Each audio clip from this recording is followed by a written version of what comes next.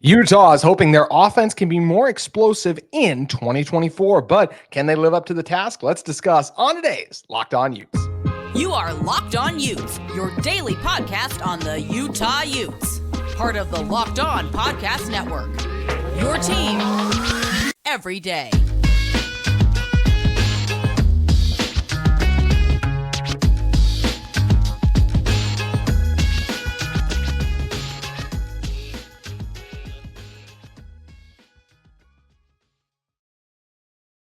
Hello, everyone, and thank you for making Locked On Utes your first listen every single day. We are available on all platforms, including YouTube and wherever you may get your podcast. If it's your first time listening to our show, make sure you like and subscribe. Love interacting with all of you in the YouTube comments as well as on social media, where you can follow our show at Locked On Utes on X. Today's episode of Locked On Utes is brought to you by Gametime. You can download the Gametime app, create an account, and use code Locked On, all caps, no spaces, for $20 off your first purchase. My name is Wistrcill, former intern inside the University of Utah Athletic Department. Excited to be joined on today's show by FanNation All Utes, Kevin Borba. And Kevin, when you are talking about this Utah offense for this coming season, I think there's a lot of people that are excited because last year's offense was anything but explosive with Bryson Barnes operating it. It was much more run it as much as we can. And if we absolutely have to throw it, we maybe will throw it. We still might run it on third and long, as they still try to do because of how conservative Kyle Whittingham can be with what he wants his offenses to do at times. But look, I think this Utah offense, this has the potential to be the most explosive offense we've seen in a few years. Obviously, the biggest thing being Cam Rising's return, but there's a receiver who's out here too, and Dorian Singer, who has over 1,000 yards. There's other receivers with potential that I think are excitement. And of course, you also get Brant Kuithe back. So I think there is a legit chance that this offense can be the highest as best has been passing wise as it's been in the last few years. I don't know if Utah will ever be one of the most explosive offenses in college football, right? But I do think that this can, for a Utah offense, could definitely be what we would consider explosive. And from last year, it should be a night and day difference. Yeah, I totally agree. I was honestly going to say it, but you said before me, but I was going to agree with you that I think this has a chance to kind of be the most explosive offense that I remember seeing from Utah. There's not many offenses where I think back to Utah where I'm like, that team was just lighting it up. And I think I don't want to get people too excited and have them thinking that Utah's going to be dropping 60 a game. But I do think that the offense is going to be clicking on many more cylinders. They have more weapons.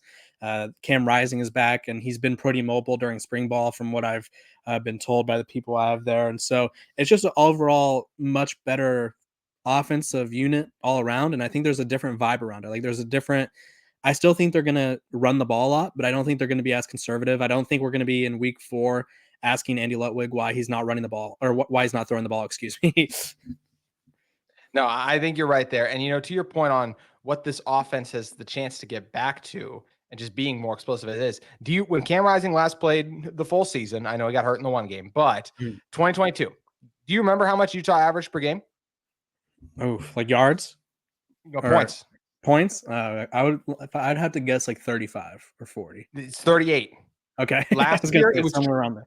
So 38 points per game last year, 541 total points scored, 73 total touchdowns. Let's fast forward to last season.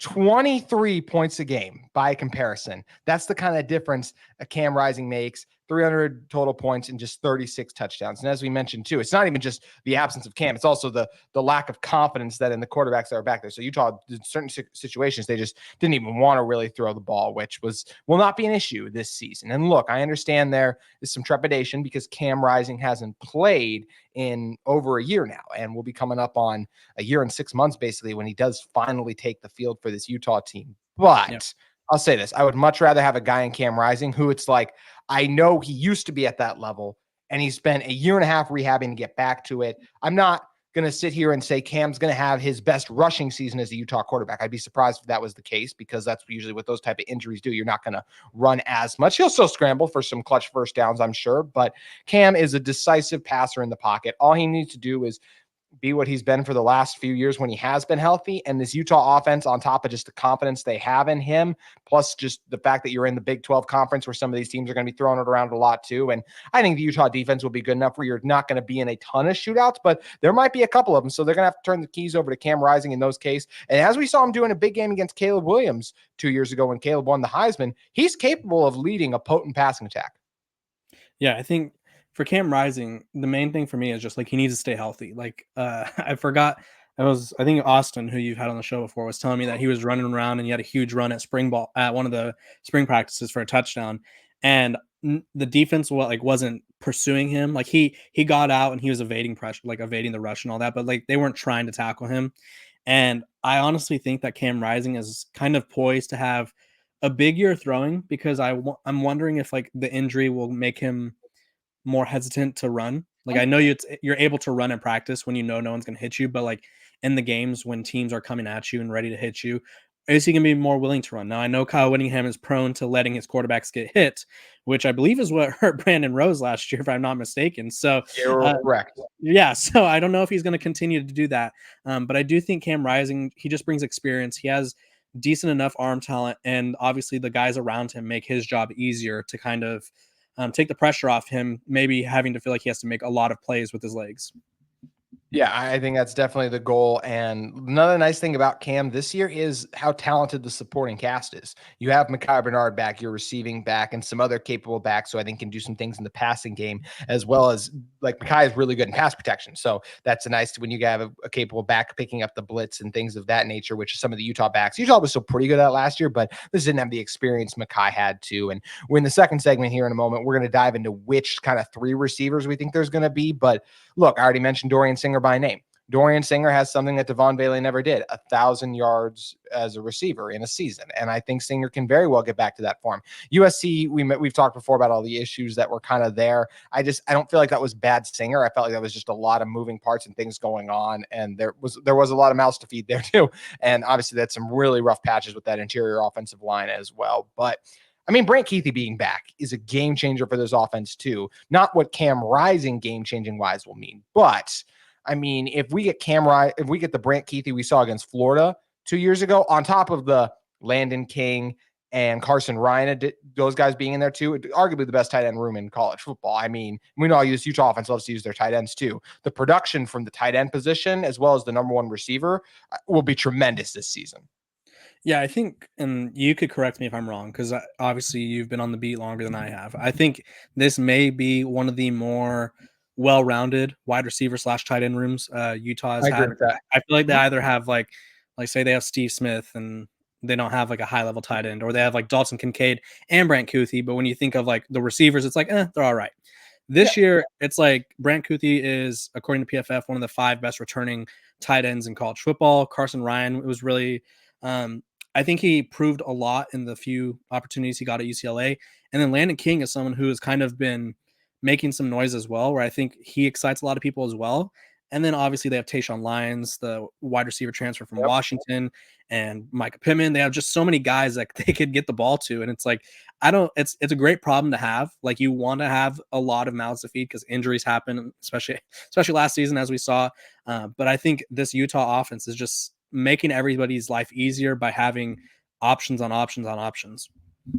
Yeah, it's a loaded pass catching core, especially from what Utah's had, into your opinion, right? Because we're not saying that this is the best tight end duo Utah had. Right. It's not what Brant Kuithe and, of course, Dalton Kincaid were together back during the 2021 conference championship that Utah got. But we are looking back to just like even last year, right? It's getting the top 3 guys as it pertains to pass catchers. I feel like it's the best they've had in a while, because even when Thomas Yasmin was in that room too, he wasn't developed yet. Logan Kendall was the guy who was there a couple years ago back. So there's been some really good tight end rooms, but the top 3 guys, I just don't think Utah's had a third tight end at the level of a Landon King, who's probably in that spot right now, but it's exciting. And then once again, Singer being a proven 1,000-yard receiver, not a lot of those guys come up to the hill, so it's really exciting. He is a member of this Utah football team. But we talked a lot about Singer. You mentioned a couple of the other receivers by name. We got to sort out who are going to be the top 3 guys as it stands right now. We're going to be diving into that in one moment. But first, I want to talk to you all about one of the sponsors of our episode of Locked On Utes, our friend at Gametime. Gametime is now an authorized ticket marketplace of Major League Baseball, which makes getting tickets even faster and easier. They have great prices on the Gametime app that actually go down the closer you get to first pitch. Those great last-minute deals, all in price, views from your seat, and their low price guarantee. GameTake truly does take the guesswork out of buying MLB tickets. You can pick any specific game or matchup you'd love to attend. I mentioned one of my personal favorite features, is the view from your seat you get. So you know exactly what kind of a deal you're looking for, whether it's that, the last minute tickets, or that low price guarantee. It's the Game Time guarantee. That means you'll always get the best deal no matter what. They will actually credit you 110% of the difference. And your purchase is even covered with the most flexible customer service policy in the ticketing industry. So you can take the guesswork out of buying tickets with Game Time. Like, download the Game Time app, create an account, and use code LOCKEDONCollege for $20 off your first purchase. Terms apply. Again, create an account and redeem code LOCKEDONCollege. That's capital L and O and on and C in college for $20 off. Download the Game Time app today. Last minute tickets, lowest price guaranteed.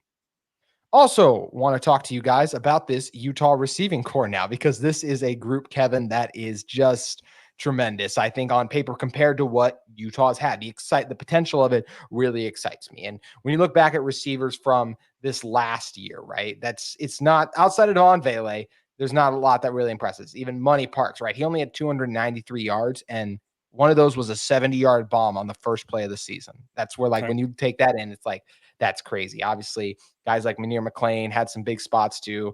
269 yards. How about Munir just 15 receptions to average 17 yards a catch? I think that's exciting. And then Mikey Matthews is now at Cal. But so, I mean, Sione Vaki had 11 catches. That's one of the, and he had 203 yards. Like, that's literally the fifth most on the team. That's wild. So I think didn't play offense until like halfway through the year. Yeah, exactly. So it's unreal that that's position. This year, we mentioned some of the guys already. So when you're saying the top three receivers as they stand right now, obviously Dorian Singer is the number one. For 2 and 3, you got some options. Do you like a guy who's got that speed, can beat you over the top? I think that's Money Parks. Do you like a Micah Pittman who's got some kind of abilities over the middle of the field, a little bit of shiftiness, change of speed guy that I think has a connection with Cam Rising? He makes a lot of sense. Munir McClain is your 50-50 jump ball guy, right? We saw him make some incredible catches in Rice-Eccles Stadium, but not always dominant game in and game out, but moments where he had it. Lyons has probably the best potential of anyone in this room, maybe even including Singer, just because of the physical traits he possesses. And there's even other guys in that room. And David Washington is a freshman who maybe will make a mold for himself. But when going, who will be the top three? I would go Singer 1 right now. I am going to go Money Parks 2. I still go back to, I know it was a long time ago, but what Money Parks was doing with Cam, particularly in both games against USC, I think that will continue.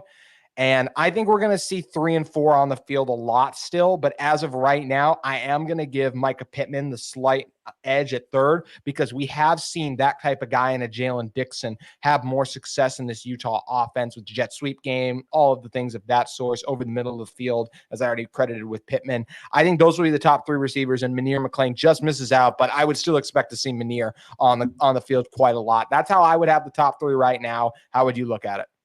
Yeah, I actually have the same exact top 3. I honestly, Dorian Singer is like, I think the best play that Austin and both Elijah were telling me about was he mossed a defender to save an interception. Like the defensive back was probably going to pick it off, but Dorian Singer just picked it, like basically snatched an interception away from him. So I think he just brings these ball skills.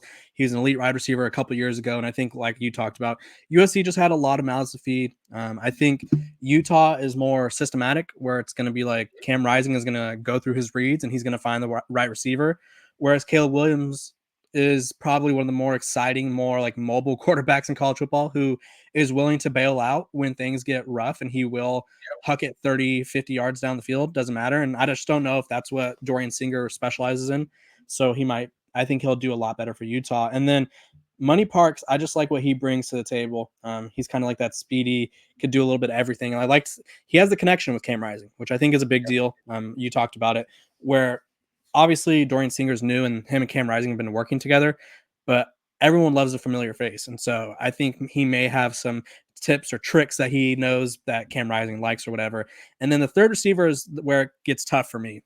I honestly think that Tayshaun Lyons is going to have a role, because you can't have someone with that. He's 6'1", he's really fast, and just didn't get a lot of opportunities at Washington. Granted, he was behind 3 NFL wide receivers. I just don't think you'd keep him off the field. And so I would put him as like the B receiver, and then Micah Pittman's like the A receiver for this, whatever position they're at. Because I feel like you can move all these guys around. This is the special thing too. It's like you don't have to just put, okay, Micah, you're in the slot. Like I think you can move them around and kind of get creative, which isn't always in Utah's forte, but with this group, I feel like you have to.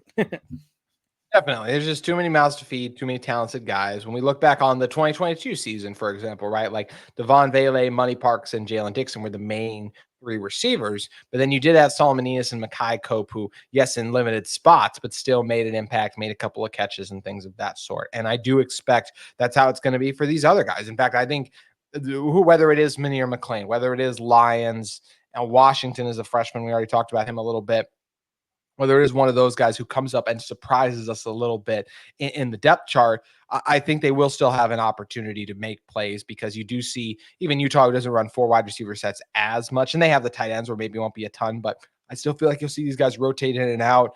And I feel Lyons and Munir McLean in particular, right? And Munir did have a role on this team, as we just discussed, but it's still like, I just think the potential for both of those guys is extremely high. And that's where and a lot of these guys have potential, right? That's the thing about when you talk about receivers too, like, because you're only going to get the ball so many times a game. So when you see them make one play, you're always saying like, oh, well, imagine if they got it even more than that. That's the hard thing to not be tempted by these guys, is the ability to make those kind of game-changing plays and grabs too. So it's just fun to be able to talk about a Utah wide receiver room that features several talented players that get us excited. And to your point on Lyons, I think it's such an important one.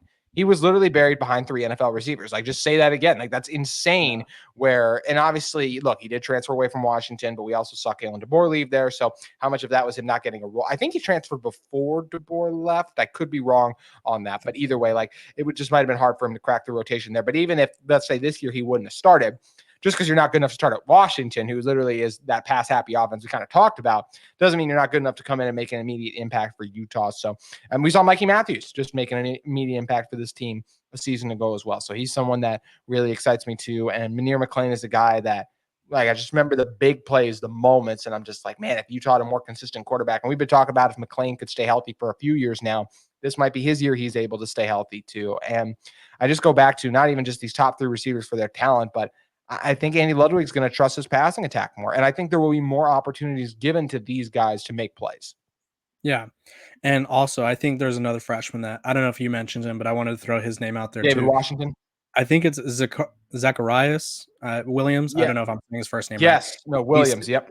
6'2". He's ginormous, 195. As a high school senior, he was 6'2", 195. So he's going to get to Utah and he's going to get that college size on him. And so this group, I think they just have a lot of guys that they can rotate in and out. And when you have, and like obviously you would like to think that there's not going to be injury issues like there were last year, but you can keep guys fresh because you don't have to be like, okay, we need you to play all game, every game, because you have Tayshaun Lyons waiting in the wings. You have these talented freshmen, David Washington as well, like you mentioned. So this group, I think the sky's the limit, and a healthy Cam Rising is going to get these guys the ball. Like, we know that for a fact. Cam Rising doesn't make a lot of mistakes. I'm not going to say he's a perfect quarterback or decision maker all the time, but if you look at his splits, his last couple of years at Utah, 63% completion percentage, 20 touchdowns, 5 picks, 64, almost 65 the next year, 26 touchdowns, 8 picks. So like, he knows where to go with the ball. And I think he can also kind of, which this isn't really like a game you want to get caught up in, but I think he knows which receivers may need to get some love at certain times as well.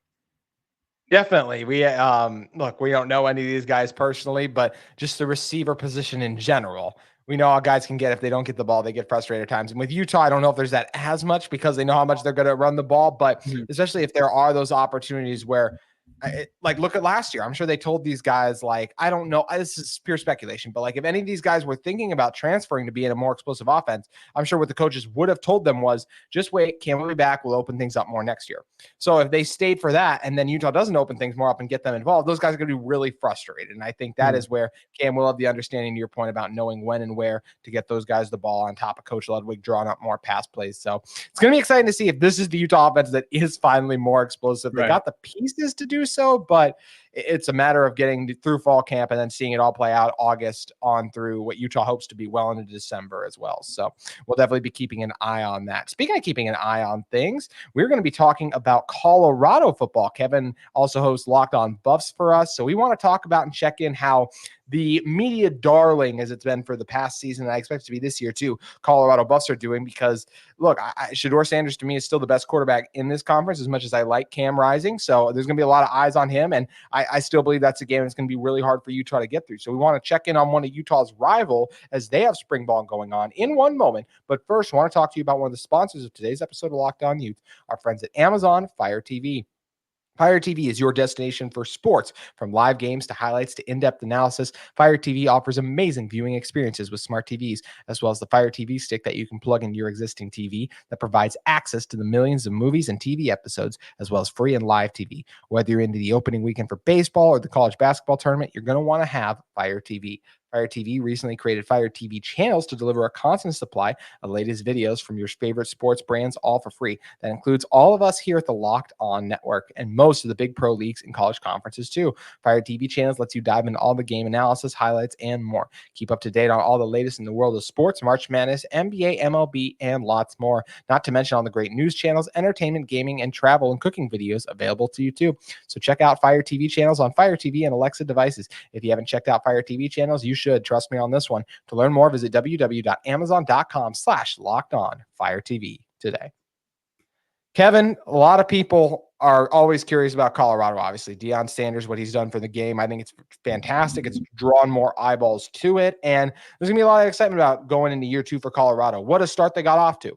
It did not last, though, but you get Shedeur Sanders coming back, of course. You get Travis Hunter for another year. You've upgraded the offensive line. How are you feeling about the state of the Buffs, who I do think are going to be one of Utah's toughest games on the season because of Shedeur's ability? Some of the questions we still have about the secondary at Utah, even though I think they'll figure out it's an unknown versus I know what Shedeur Sanders did behind a bad offensive line. This offensive line should at the worst be improved, so I expect that to be even better. I think it's going to be a tough game for Utah and Boulder. How do you see this Colorado team right now? Yeah, I think this team is probably going to be, at worst, they're going to be a bowl team. Like, I think 6 wins is, I think, almost automatic for them. I think realistically, the offense, are just in general, they have too much talent all over the place on offense to not be a better team than what they were last year. Realistically, and I know this is going to upset people, but it's not just me saying this as the host of Locked On Buffs. It's me talking to people who cover the NFL draft. It's me listening to what people are saying about the NFL draft. They have 2 top 10 picks on their team in Shedeur Sanders and Travis Hunter. I agree with that. So it's one of those things where, like, they have talent. The offensive line was really as bad as it gets last year. I don't know if they would have been able to block me and JT off the edges. Like, they were just allowing everyone to get to Shedeur. And so it's one of those things where I think, and it's also worth noting, and I kind of bring this up as well, Shedeur had the worst offense line in the Power 5. And he also didn't really like the offensive system that they were running. He kind of opened up about that. I believe it was prior to, oh my gosh, what was it? I think it was the Super Bowl. Hey, I'll say really quick too, Kevin. Travis got hurt and missed a lot of time. Yeah, he did. He missed a few games. I think it was before the Super Bowl, or like the Super Bowl week, where Shedeur was saying that he just didn't really enjoy the offense because it was a lot of the wide receivers making choices where he wants to be the one that's calling the shots. So I think you combine an offense that he's comfortable with, a better offensive line. I honestly think that this wide receiver core for Colorado might be better than last year's, which is pretty crazy considering they have an NFL wide receiver in Xavier Weaver right now. So yeah, and the defense is they improved in the trenches as well. The secondary is also really good, and so the linebackers are kind of my biggest concern. But I think this team's a bowl team for sure. And then also, you never know what happens in October, November, so they may win a couple games and be in Big 12 contention down the stretch. I absolutely agree. To anyone who thinks that's crazy, let's look at 2 things. They won 4 games last year in Deion's first year. They have already addressed their weaknesses, as we mentioned, with being the offensive line. As good as Shedeur was last year, I expect him to continue to grow and get better. And all of these guys, the ones that stayed and came together, I think they'll all be better. Also, let's just call it what it is. Like right now on paper, the Big 12 schedule that Colorado will play is not as tough as the one they had to play in the Pac-12 either, with teams like an Oregon and taking on the likes of a USC too, to some of those quarterbacks and things like that won't be what the Buffs have to face. So I think on paper with that, they're in a better position too. I agree they're going to be in a bowl game, and I definitely agree in that they will have 2 top 5 picks next year. I think Shedeur is going to be that good as a quarterback, and I think Travis Hunter probably at a corner, but you never know. They might still want to use him as a receiver. Could be another guy that they look to for his dual threat capabilities too. So I think the NFL being high on those guys is understandable, and I think for what the media says, I'm kind of higher on the Buffs too, because I agree they will get bowl eligible, and I think they're the type of team that's capable of upsetting Utah when they have to come to Boulder late in the season. But it is going to be a fun one to monitor and watch. Kevin, we already mentioned you're the host of Locked On Buffs, but I know you do a lot of Utah coverage, as we highlighted earlier, with FanNation All Utes.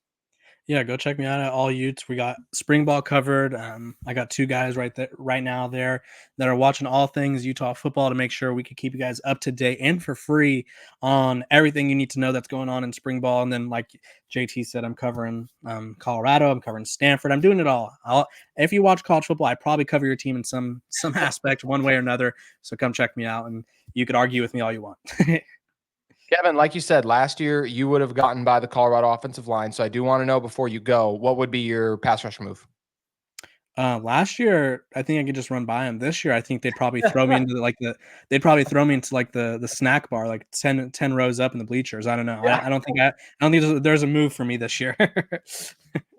Be tougher. I always go spin move. That's my one. Okay. I always like the spin move. Yeah. I don't got the feet to execute it, but I think it's really fun to try. So that's the one I always roll with. But Kevin, we appreciate you joining us. Thank you for having me. That's going to do it for today's edition of Locked On Utes. We'll be back with you soon talking more things Utah football.